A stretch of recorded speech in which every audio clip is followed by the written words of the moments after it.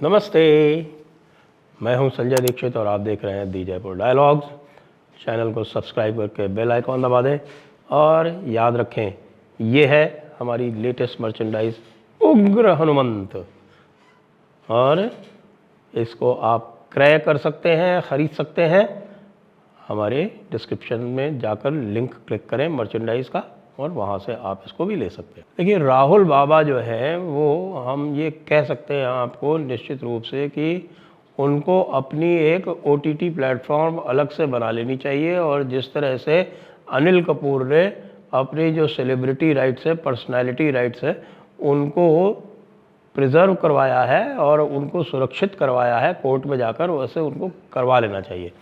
क्योंकि उनकी जो एंटरटेनमेंट वैल्यू है वो किसी अनिल कपूर से, किसी शाहरुख खान से बहुत अधिक है।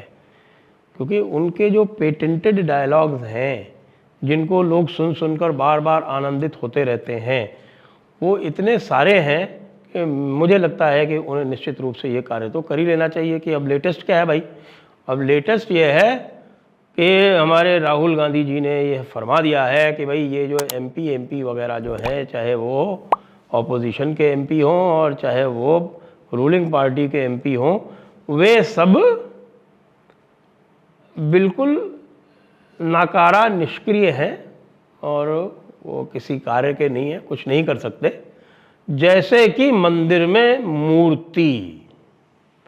अब ये जो मूर्ति की उपमा उन्होंने दी है भाई, ये तो बहुत सोच समझ के दी होगी। क्योंकि वो तो आपको पता है कि दत्तात्रेय गोत्र के कौल ब्राह्मण हैं, जनेऊधारी।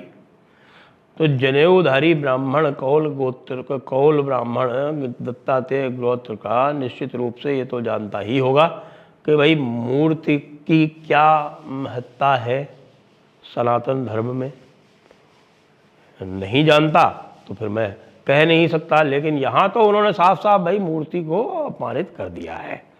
अब आप ये देखिए कि हमारे यहाँ के 100 करोड़ से अधिक लोग जो मूर्ति पूजक है, और इनका कहना है कि मूर्ति में कोई शक्ति होती नहीं। अब यदि मूर्ति में शक्ति नहीं होती है भैया मेरे, तो ये बताओ कि ये 7 करोड़ लोग जो काशी विश्वनाथ के मंदिर में इस वर्ष पहुँचे हैं बाबा विश्वनाथ की मूर्ति यानी शिवलिंग के दर्शन करने, तो वो कैसे पहुँचे हैं? कि क्या वो मूर्ति की शक्ति से खिंचे हुए गए हैं, या कि कुछ और था जिसके कारण वो वहाँ तक पहुँचे हैं? और जैसे बता रहे हैं कि भाई राम मंदिर जब बनेगा, जब उसका उद्घाटन हो जाएगा, रामलला के मंदिर को, रामलला के विग्रह के दर्शन को 10 करोड़ व्यक्ति प्रतिवर्ष आएंगे, ऐसा सुना जा रहा है, ऐसा अनुमान किया जा रहा है, और इसी के हिसाब से सारी योजनाएं बनाई जा रही हैं। तो भाई वो जो विग्रह होगा उसमें यदि कोई शक्ति नहीं है राहुल बाबा, तो ये 10 करोड़ लोग वहाँ खिंचे हुए क्यों चले आएंगे? यह आप हमें समझाएं। सनातन धर्म के सा का भी तो आपको ज्ञान है नहीं। आप पता नहीं क्यों मंदिर मंदिर चक्कर लगाते हैं। कई बार हमने देखा है, विशेषकर जब चुनाव होते हैं गुजरात में या मध्य प्रदेश में या राजस्थान में या हिंदी भाषी प्रदेशों में, तब आप जो है वो मंदिर मंदिर चक्कर लगाते हैं, दिखाई पड़ते हैं। तो भाई आप मंदिर मंदिर चक्कर क्यों लगाते हैं? उस मूर्ति में तो कोई शक्ति है ही नहीं। ये तो वही वाली बात हुई कि भाई जो शक्ति मूर्ति में है वो शक्ति तो परमात्मा की है। क्योंकि मूर्ति में जो परमात्मा का वास मानता है, या जो भी परमात्मा की उस विशेष छवि का जो वास मानता है, वो ही जाता है। अब देखिए, सनातन धर्म में अब आपको मुझे स्कूलिंग देनी पड़ेगी। अब क्या बताएं, आपकी स्कूलिंग हुए तो बहुत दिन हो गए, लेकिन सनातन धर्म की आपकी स्कूलिंग जो है अभी भी पूरी तरह से अधूरी है। तो भाई एक बात आप समझें कि सनातन धर्म में यह स्पष्ट कहा गया है कि आप किसी भी मंत्र को, किसी भी और श्लोक को, छंद को और किसी भी देवता को आप 3 रूप में देखते हो। 3 रूप तो होते ही हैं। कौन से 3 रूप होते हैं? एक तो होता है बिल्कुल स्थूल रूप, जिसको बोलते हैं आदि भौतिक। और दूसरा होता है सूक्ष्म रूप जिसको कहते हैं आधिदैविक, और तीसरा होता है कारण रूप या परा रूप जिसको आध्यात्मिक कहते हैं। तो अब आपको जब भौतिक, दैविक और आत्मिक में किसी प्रकार का भेद पता नहीं है तो आप क्यों बगैर मतलब जो है वो अपनी जिह्वा को कष्ट देते हैं महोदय। अब देखिए, अब एक शिवलिंग का ही उदाहरण ले लेते हैं। राहुल बाबा सुनिए, राहुल बाबा जी जब आप जाते हैं वहाँ शिवलिंग के दर्शन करने और उसके ऊपर आप जल चढ़ाते हैं, क्यों चढ़ाते हैं? कभी सोचा है आपने? क्योंकि स्थूल रूप में तो वो तो पत्थर है। क्यों भाई, क्या दिख रहा है? पत्थर ही तो दिख रहा है ना तुमको। और जैसा आपने बोला कि आज आपने जो है वो अपनी स्थूल जो आपके जो आसुरी प्रवृत्तियां थी, जिसको कहते हैं ना, जब आसुरी प्रवृत्ति से देखते हैं तो उसमें तुमको यही दिखाई पड़ता है कि ये तो पत्थर है, बेकार है, इसका कोई लेना देना है नहीं। और मूर्ख लोग जो हैं वो जाके जो है इसकी पूजा करते हैं। यही बहुत सारे जो हैं आपके जो अब्राहमी जो आपके प्रिय धर्म है वो भी यही कहते हैं। तो आप जो है वो उन्हीं की भाषा बोल रहे हो, वही अब्राहमी भाषा बोल रहे हो, वो भी यही बोलते हैं। क्योंकि वो भी जो है वो स्थूल में टिके हुए हैं, वो कभी भी अपने स्टूल से उठे नहीं हैं, वहीं बैठे हुए हैं, दिमाग के स्तर पर भी नहीं पहुंचे हैं कभी। हाँ, लेकिन उसके बाद जो है वह आपके स्वयं के जब चेतना बिंदु क्रियाशील हो जाते हैं तब आप उसमें देव दर्शन करने लगते हैं। और देव दर्शन करने के लिए आपके स्वयं के जो चेतना बिंदु हैं उनका क्रियाशील होना आवश्यक है राहुल गांधी महोदय। उसके बिना आप जो है देव दर्शन नहीं कर सकते किसी भी मूर्ति में। आपने देखा है कभी लोगों को प्रतिमा के सामने, विग्रह के सामने आह्लादित होते हुए, मंत्र मुग्ध होते हुए, मोहित होते हुए देखा है कभी? आपके सामने कभी कोई हुआ क्या? पिड्डी की बात नहीं कह सकता मैं, लेकिन आपके सामने आप जब जाते हो तब आपने देखा है कि लोगों को बिल्कुल देखकर, आपको देखकर बिल्कुल तंद्रा आ जाए, मूर्छित हो जाए, भाव विह्वल हो जाए? नहीं देखा होगा ना। और वैसे आप तो भाई वैसे भी बहुत ही स्थूल काय हो संभवतः।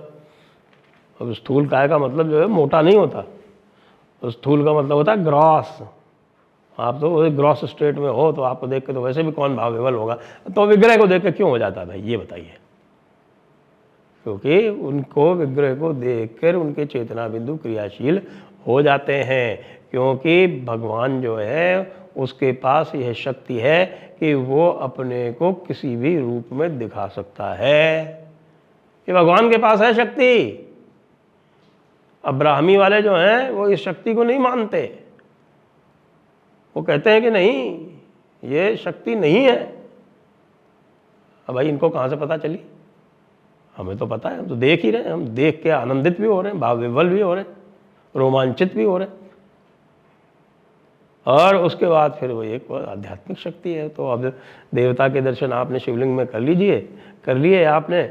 अब आप यदि आध्यात्म में पहुंच जाएंगे, यदि आपका वो स्तर होगा, तब आप शिवलिंग में परम ब्रह्म के भी दर्शन कर लेंगे। आप उस शक्ति का दर्शन कर लेंगे जो चेतन को जड़ से जोड़ती है। तो ये जो शिवलिंग है फिर वो आपको एक वो स्तंभ दिखेगा। वो स्तंभ जो है आपकी जड़ चेतना को, जो चेतन चेतना है, जिसको आप ये कह सकते हैं प्रकृति और पुरुष को, उसको आपस में जोड़ देती है। आई समझ में? कुछ नहीं समझ में आई? तो भाई इसके लिए तो आपको ध्यान व्यान करना पड़ेगा ना। आपने तो कुछ दिनों पहले कहा था कि आपने वेद भी पढ़े हैं, आपने उपनिषद भी पढ़े हैं, आपने रामायण भी पढ़ी है, गीता भी पढ़ी है, आपने महाभारत भी पढ़ी है। तो भाई क्या पढ़ा है उसमें? ग्रिफिथ का ट्रांसलेशन पढ़ लिया क्या वेदों का? किसका ट्रांसलेशन पढ़ लिया? शेल्डन पोलॉक का पढ़ लिया क्या, या मैक्स मिलर का पढ़ लिया? तो हिंदी तो मुझे लगता नहीं, संस्कृत तो आपको आती होगी नहीं।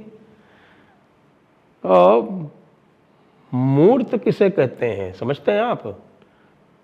चित्र शब्दों से बनाए जा सकते हैं, चित्र तूलिका से बनाए जा सकते हैं और चित्र शिल्प से भी बनाए जा सकते हैं। अब हमारे यहाँ कई लोग ऐसे हैं जो कहते हैं कि नहीं नहीं शब्द चित्र तो ठीक है, हाँ, लेकिन आपने यदि शिल्प चित्र बना दिया तो गड़बड़ है। कुछ और हैं अब्राहमी, वो कहते हैं नहीं तूलिका चित्र तो ठीक है लेकिन शिल्प चित्र नहीं बना सकते। अरे भाई, कई तो निराकार में भी भाव कर लेते हैं, लेकिन भगवान ने कहा है गीता में भाई कि निराकार में भाव देखना बड़ा कठिन कार्य है। 12वां अध्याय पढ़ लो, थोड़ा सा कुछ समझ में आ जाएगा गीता का। जो कहते तो हो गीता पढ़ी है, पढ़ी तो कुछ भी नहीं है। तो मैं अंत करूंगा एक सुभाषित से, मूर्खस्य पंच चिन्हानि, मूर्खस्य पंच चिन्हानि गर्वो दुर्वचनो मुखे, हठी चैव विषादी च परोक्तम नैव मन्यते। मूर्ख के 5 चिन्ह होते हैं। क्या? गर्वो, वो बड़ा अहंकारी होता है, दुर्वचनो मुखे, और उसके मुंह में दुर्वचन ही रहते हैं सदैव। हठी, जिद्दी, विषादी, ऐसे कुतर्क करने वाला, और परोक्तम नैव मन्यते, दूसरे की बात मानता नहीं है। तो मुझे पूरा विश्वास है कि ये 5 आपके ऊपर लागू नहीं होते हैं, तो इसे सिद्ध करके बता दें कृपया। जय हिंद, जय भारत, वंदे मातरम।